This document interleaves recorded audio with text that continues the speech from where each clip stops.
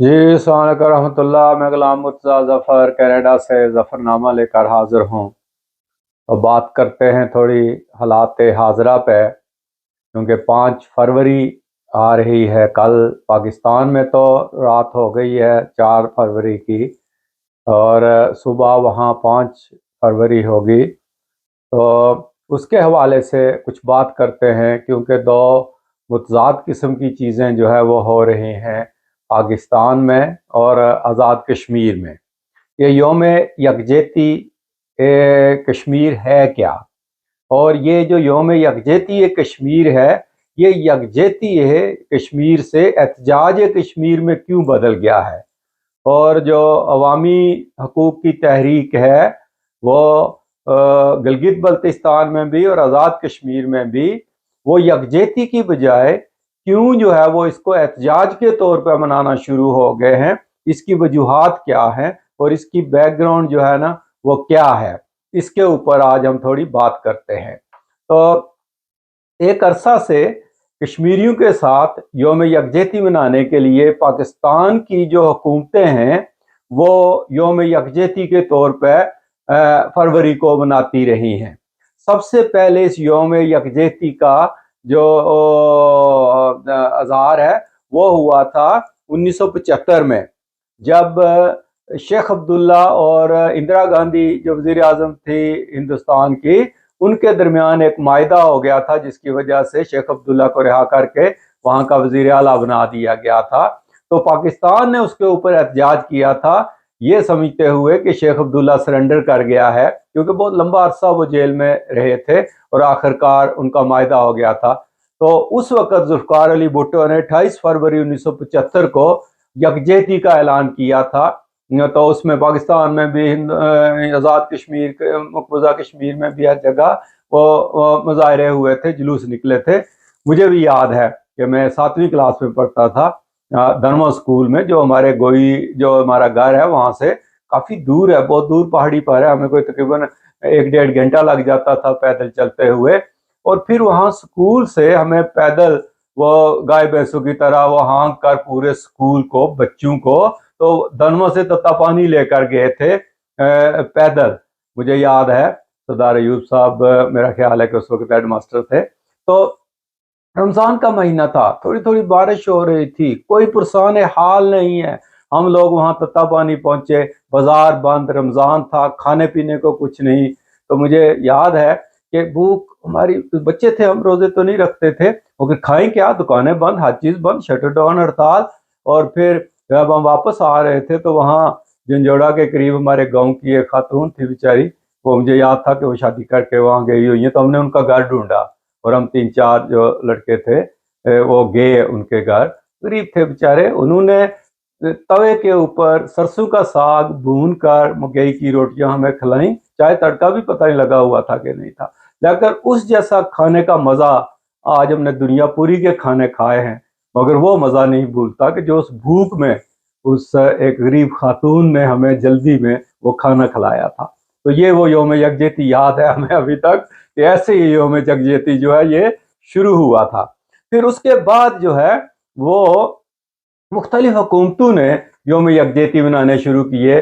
5 फरवरी को जमात इस्लामी ने असल में इसकी तहरीक शुरू की थी, और फिर पीपल्स पार्टी की गवर्नमेंट जो बेनज़ीर भुट्टो की थी 1990 में, उन्होंने इसको जो है ना वो एज ए योम यकजहती बनाना शुरू किया, और फिर बनता रहा, ज़िया के दौर में भी बना मेरा ख्याल है।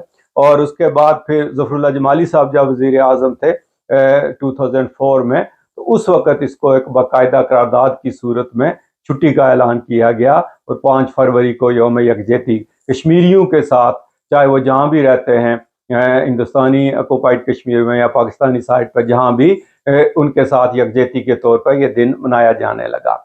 मगर ये यकजहती अब जो है ये एहतजाज में क्यों बदलती जा रही है, ये असल में आज का मौजू है कि कल आज़ाद कश्मीर में बजाय यकजहती बनाने के एक बहुत बड़ा तबका जो है वो अवामी सतह के ऊपर एक अवामी तहरीक के तहत जो है वो एहतजाज कर रहे हैं, हड़ताल कर रहे हैं। वो उन्होंने एक अवामी हकूक़ की तहरीक शुरू की हुई है, और यही कुछ गिलगित बल्तिस्तान में भी हो रहा है। ये क्यों हो रहा है? इसलिए कि आपकी यकजहती सिर्फ कागजों तक रह गई है, तकरीरों तक रह गई है।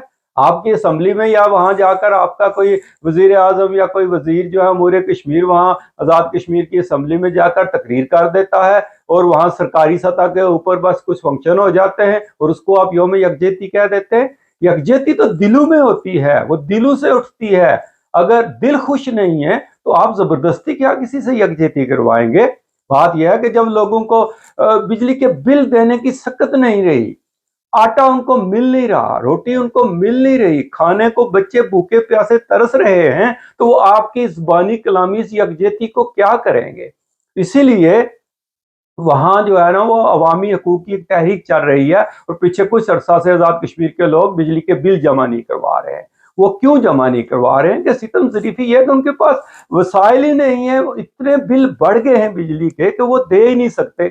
اور جب آپ نے وعدہ کیا تھا کہ بجلی پیدا ساری آزاد کشمیر کے ریسورسز سے ہوتی ہے, پانی سارا گلگت بلتستان اور آزاد کشمیر سے آتا ہے, اور آپ وہاں سے بجلی پیدا کر کے اور اس بجلی کو پہلے پاکستان کے گریڈ سٹیشنز میں لے کر جاتے ہیں اور پھر وہاں سے واپس وہ آزاد کشمیر کو جو ہے نا وہ آپ بیچتے ہیں, اور پھر اس کے اوپر سرچارج لگتے ہیں, اور پھر اس کے اوپر اور سرچارج لگتے ہیں, اور پھر جو ہے نا وہ اپنی جیبیں بھی بھری جاتی ہیں اور وہ سارا عوام سے نکلتا ہے. اب عوام کیا کریں گے؟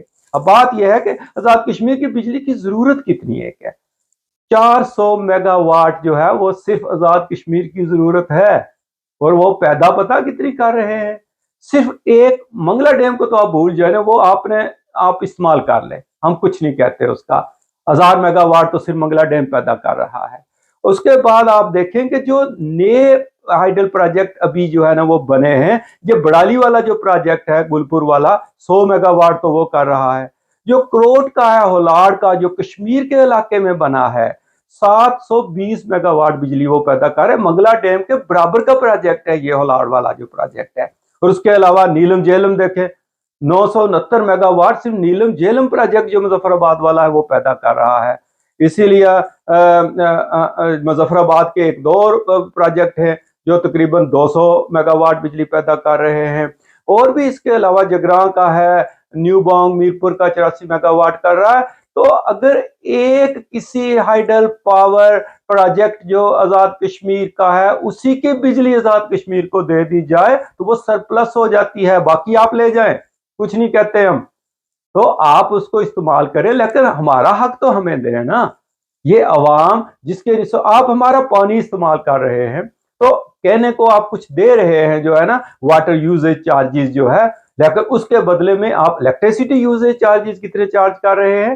یعنی کہ جو آپ اتنی بڑی پاور لائن لے کر جاتے ہیں اس ہائیڈل پاور اسٹیشن تک جو گلپور تک آپ لے کر گئے اور بڑالی تک اور مظفر آباد تک, پھر وہاں سے وہ واپس جاتی ہے جو ہے بجلی آپ کے پاکستان میں جو قائم ہے گریڈ سٹیشن ان کے اوپر, اور پھر وہاں سے وہ بجلی جو ہے نا یہ جو ہے نا وہ بیک اینڈ فورتھ جو آنا جانا ہے اس پہ خرچہ آتا ہے نا.